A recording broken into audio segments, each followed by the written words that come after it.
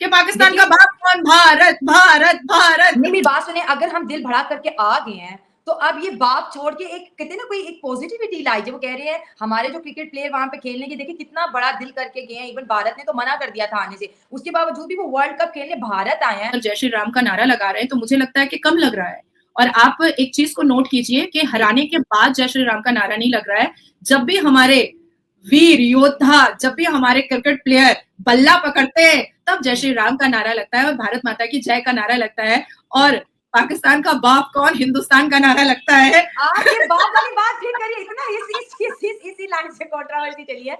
सनातन धर्म में जो खूबसूरती और मानवता बताई गई है वो तो मैं नहीं छोड़ सकती, उसको तो मैं इग्नोर नहीं कर सकती, या वो बोलने से मैं हिचकिचा तो नहीं सकती। तो आकाश है, पृथ्वी है, सृष्टि है, जब तक जल है, जब तक सूर्य है, तब तक सनातन धर्म था, है और रहेगा। इसको कोई नहीं मिटा सकता है।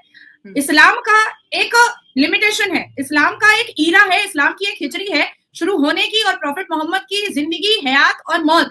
भाई हमारे विराट कोहली जो है ना और जो गिल है ना, ये जितने हैं ना, रोहित शर्मा, ये इनको सनातन का पावर है। हमारे जो प्लेयर है ना पाठ पूजा में इतने ज्यादा हैं।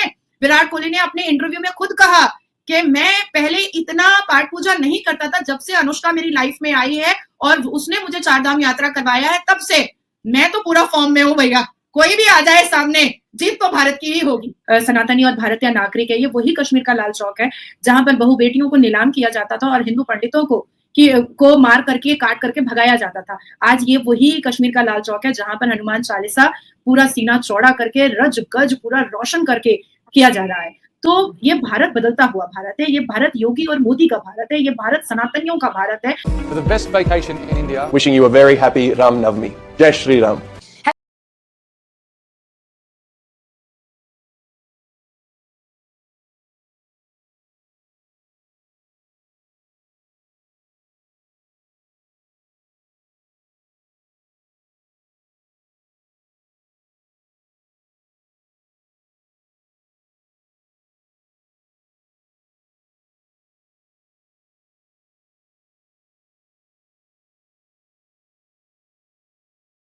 राम के नारे गूंजने लग गए हैं और इस दफा किसी भारतीय नहीं बल्कि एक ऑस्ट्रेलियन ने लगाए हैं। क्या कहेंगी कि भारत की संस्कृति का जो रंग है आए हुए मेहमानों पर चढ़ता हुआ दिखाई दे रहा है, और हमें ऐसा लग रहा है कि भारत का कल्चर जो है ना इनके दिल में, इनकी जुबानों पे रख बस गया। साथ उन्होंने कहा कि ये एक जबरदस्त वेकेशन है, इस वक्त हम जो है इंडिया में मौजूद है। तो वर्ल्ड कप खेलने आए सनातनी कब बन गए और कैसे जय श्री राम का नारा लगाया, इसके पीछे क्या स्टोरी आपसे जानना चाहेंगे। देखिए, भारत के मुसलमान और पाकिस्तान के मुसलमान ही प्रेशर में आ जाते हैं। जैसे बहुत सारे पाकिस्तान के एंकर ने और लोगों ने कहा कि जय श्री राम का नारा लगा करके पाकिस्तान के खिलाड़ियों को अंडर प्रेशर किया गया। तो मुझे बड़ी हंसी आई। मैंने कहा कि अरे भाई, ये जय श्री राम का नारा है, आस्था विश्वास का नारा है, मानवता का नारा है, भगवान राम का नारा है। ये अल्लाहू अकबर या नारे तकबीर का तो नारा नहीं है, या अल जिहाद का तो नारा नहीं है कि भाई बम फट जाएगा। ऐसा तो कोई नारा नहीं है, ये तो आस्था का नारा है। दूसरी बात मैं आपसे कहना चाहूंगी कि भारत की धरती है और भारत के संस्कार से लेकर के, भगवत गीता से लेकर के, भारत की प्रथाओं से लेकर के, भारत के मानवता को आज पूरा विश्व मना रहा है। आज आप सोचो, सऊदी अरबिया में भी भगवत गीता के पाठ पढ़े जा रहे हैं। सऊदी अरबिया में भी पाठ पूजा स्टार्ट हो चुका है। कई देशों में भगवत गीता को स्कूल के एजुकेशन के सिलेबस में डाला जा रहा है।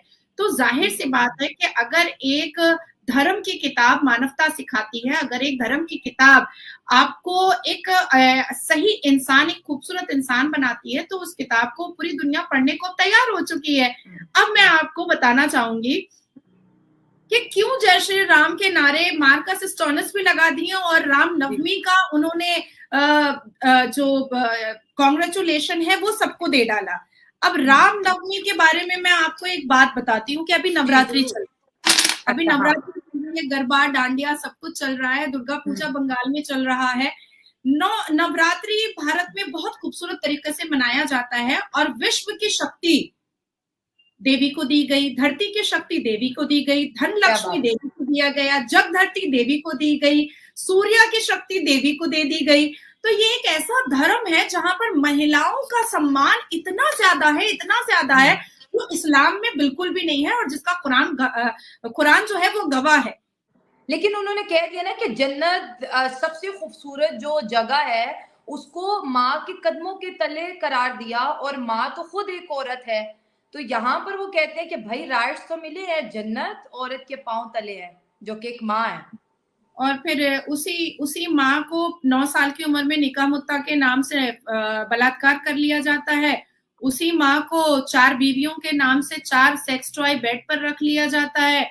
उसी पैर के जन्नत को कभी गाली गलौज किया जाता है। उसी पैर के जन्नत के सामने 4 और बीवियां बाप लेकर के आता है मुस्लिम कम्युनिटी में, और बेटा खड़ा खड़ा देखता रह जाता है और कुछ नहीं बोलता है। वो तो फिर एथिक्स की भी बात आ जाती है, आपकी लॉयल्टी की भी बात आ जाती है ना। आप तो इसका कंटिन्यू मतलब है करें। हाँ। तो इसका मतलब है शैला के इस्लाम में लॉयल्टी और एथिक्स की कमी है, तो आपने खुद ही कबूल कर लिया। अब इसमें नहीं, ये मैं क्या पर्सन की बात करी, देखिए मैं धर्म पे और या और रिलीजन पे होता तो बात नहीं यही कर है, रही। हो तो हाँ। यही रहा है ना, हो तो यही रहा है ना। दूसरी चीज है कि जन्नत बहुत खूबसूरत है, तो वो मर्दों के लिए, क्योंकि 72 वर्जिन हूरें उनको मिलेंगी, उनको मिलेंगी। अब आती है बात कि इस्लाम 1400 साल पुराना है, सबको पता है, और क्रिश्चियन जो है वो 2000 साल पहले आए थे। किसी की बाइबल है, किसी का कुरान है, मैं इस मुद्दे पर नहीं जाना चाहती हूँ। हमारे प्रॉफिट मोहम्मद का इंतकाल कब हुआ? 1632 हिजरी में 1632 में उनका इंतकाल हुआ। पर सनातन धर्म, जब तक आकाश है, पृथ्वी है, सृष्टि है, जब तक जल है, जब तक सूर्य है, तब तक सनातन धर्म था, है और रहेगा। इसको कोई नहीं मिटा सकता है। इस्लाम का एक लिमिटेशन है, इस्लाम का एक ईरा है, इस्लाम की एक हिजरी है शुरू होने की, और प्रॉफिट मोहम्मद की जिंदगी, हयात और मौत, सारी चीजें किताब कुरान में लिखी हुई है। लेकिन सनातन धर्म के बारे में कोई नहीं बता सकता है कि कब शुरू हुआ और हाँ, कभी बहुत नहीं ओल्ड है। खत्म होगा, कभी नहीं खत्म होगा, एग्जैक्टली। कभी ये खत्म नहीं होने वाला है, क्योंकि वो जमीन की पूजा करते हैं, वो मिट्टी की पूजा करते हैं, वो सूर्य की पूजा करते हैं, वो चंद्रमा की पूजा करते हैं, वो बारिश की पूजा करते हैं।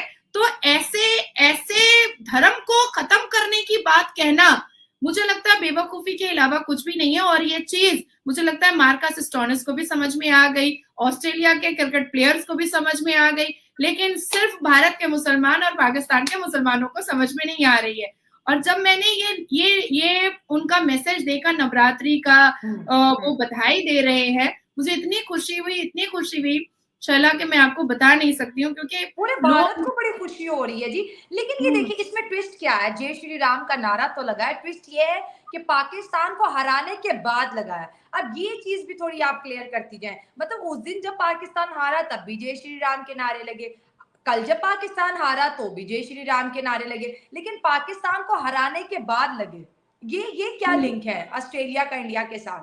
1,30,000 के 30,000 लोग या लाख लोग या 90,000 लोग या 1.5 लाख लोग स्टेडियम में रहते हैं, वो भारत माता की जय बोलेंगे, क्योंकि ये धरती भारत की है। और उसमें से 2-3 हजार लोग अगर जय श्री राम का नारा लगा रहे हैं, तो मुझे लगता है कि कम लग रहा है। और आप एक चीज को नोट कीजिए कि हराने के बाद जय श्री राम का नारा नहीं लग रहा है। जब भी हमारे वीर योद्धा, जब भी हमारे क्रिकेट प्लेयर बल्ला पकड़ते हैं, तब जय श्री राम का नारा लगता है और भारत माता की जय का नारा लगता है। और पाकिस्तान का बाप कौन, हिंदुस्तान का नारा लगता है। आप ये बाप वाली बात फिर करिए, इतना इसी लाइन से कंट्रोवर्सी चली है कि बाप बाप होता है, कहते हैं ये कौन सा बाप और कौन सा बेटा है। तो आज